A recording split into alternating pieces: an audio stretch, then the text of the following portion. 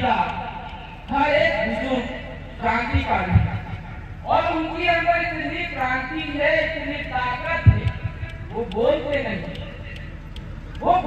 नहीं करते हैं और करके उनकी जो आवाज है न सिर्फ देश सुनता बल्कि दुनिया सुनती है, वो है 84 की जनता। कई बार हम सोचते हैं कि we should come actively in the politics। कई बार साथी लोग ये सोचते हैं कि हमें खुद आके नेता बन के, प्रधान बन के, एमएलए बन के हम देश की सेवा कर सकते हैं।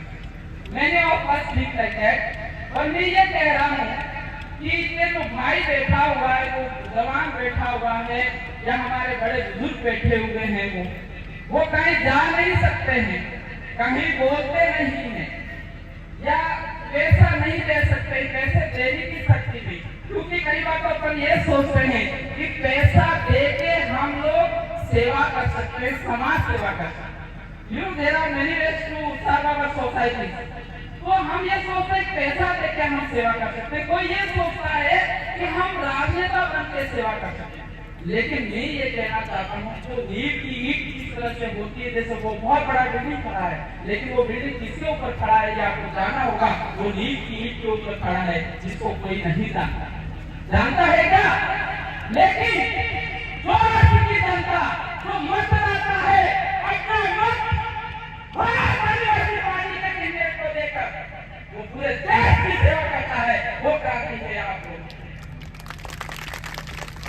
आप छत्तीसगढ़ नहीं जा सकते हो, आप झारखंड नहीं जा सकते हो, आप महाराष्ट्र नहीं जा सकते हो, आप गुजरात नहीं जा सकते हो, लेकिन आपकी की हुई ताकत वो वहां जाती है और वहां के लोग की शिक्षा की बात रखी, वो क्रांतिकारी आप। लेकिन साथियों, I want to appeal once again, अभी जो चुनाव है वो चुनाव विशेष है। ये चुनाव विशेष है और विशेष इसलिए है कि ये हमारे स्वाभिमान और हमारे इतिहास से जुड़ा हुआ है। वो हमारे इतिहास से जुड़ा हुआ है, हमारे स्वाभिमान से जुड़ा हुआ है और हमारे क्रांतिकारी शहीदों से जुड़ा हुआ है। ये जो चुनाव है, कुछ लोगों के लिए चुनाव हो सकता है, लेकिन मैं ये कहता हूँ जो 84 और 94 का जो चुनाव है वो हमारे स्वाभिमान और इतिहास को बचाने के लिए चुनाव। आपने सुना होगा कुछ दिन पहले आदिवासी समाज से निकले हुए दलाल मन्नालाल रावत, जो बीजेपी पार्टी की दलाली करता है, वो यूं कहता है कि मानकर ठान पर 17 नवंबर 1913 के अंदर जो आंदोलन हुआ था वो फर्जी था, वो भी प्रोटेस्ट को लेकर नहीं हुआ था, वो हमारे जो पूर्वजों की जो कुर्बानियां हैं वो उसको ठेगा दिखा। ये न सिर्फ हमारे पूर्वजों की बलिदानियों का अपमान है, बल्कि इस देश की आजादी में अपना कचरा खो देने वाले सभी क्रांतिकारी और हमारे देश का अपमान है। आप जवाब दे सकते हैं, ये लोकतांत्रिक देश है, we live in a democratic country, in India is a democracy and it is operated according to the Indian Constitution। Bharat के संविधान के अनुसार चलता है। तो इसका जवाब देने के लिए आपको एक ही तरीका है कि मानगढ़ धाम पर जो हुआ था, वो जो सभा हुई थी, वो सभा हुई थी हिल प्रदेश के लिए हुई थी, इसको साबित हमें करने की जरूरत नहीं है, ये लोगों के रगों दिलों में है। लेकिन एक बार फिर से आपको मौका मिला है 84 से हिल प्रदेश के नाम से जो सभा हुई थी, उसके नाम से जो नशा हुआ था, उनको मान सम्मान के लिए एक और व्यक्ति को जयपुर के अंदर भेजने, उनके लिए असली श्रद्धांजलि होगी, उनका सम्मान बढ़ जाएगा। हमारे राष्ट्र के क्या इश्यूज है, क्या मुद्दे हैं, जो बीजेपी और कांग्रेस के जो नेता है वो उसके ऊपर कभी बात नहीं करते। हमारे वो मेन मुद्दा जो है शिक्षा का, हमारे मुख्य मुद्दा जो है वो स्वास्थ्य का है। हमारे बहुत सारे भाई बहन गवर्नमेंट हॉस्पिटल में जाते हैं, वहाँ डॉक्टर नहीं है।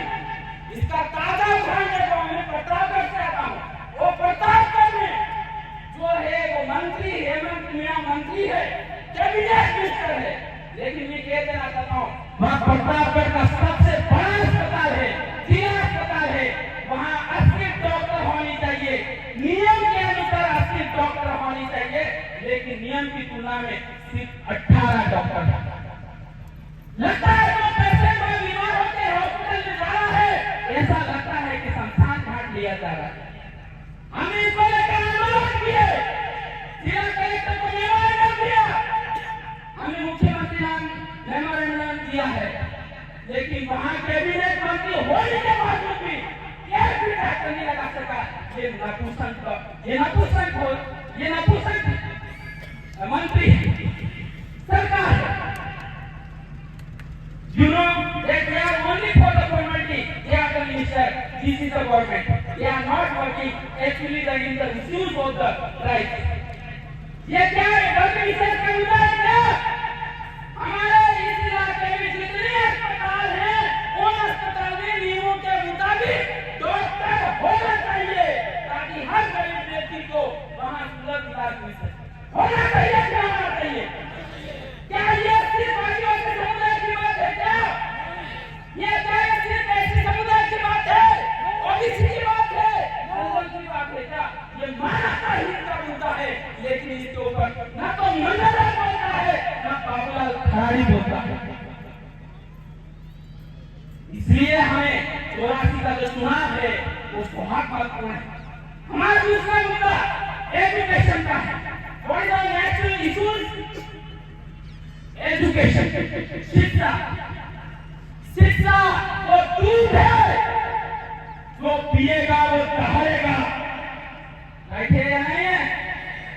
लेकिन सरकार क्या कर रही है? शिक्षा को कमजोर कर रही है, शिक्षा के जो मंदिर है उनको कसाहा बना दिया। आज हमारे इलाके में कोई भी फर्स्ट ग्रेड टीचर नहीं है या नहीं है? नहीं है। अभी 1,24,000 शिक्षकों के पद खाली है, लेकिन सरकार इसके ऊपर नहीं बोल रही है। सरकार को किस मुद्दे पर बोलना चाहिए, किस मुद्दे को लेकर काम करना चाहिए, उस मुद्दे को लेकर सरकार चुप है, बात नहीं कर रही।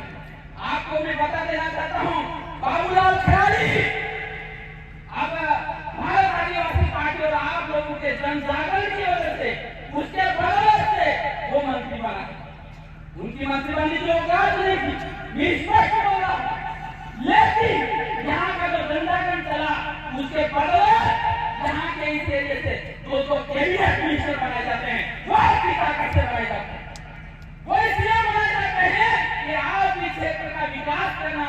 ये लोग क्या बात कर रहे हैं? You should work and solve their problem. इसलिए उनको कैबिनेट मंत्री बनाया और वो अपने काम भूलकर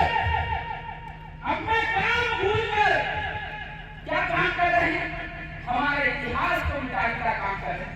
कल परसों बोल दिया कि पूजा भी राजपूत थे। क्या राजपूत थे क्या? उनको पढ़ने की जरूरत है, इतिहास पढ़ने की जरूरत है, और ये इसका भी जवाब जनता को देगी चुनाव में। ये आपकी जिम्मेदारी है।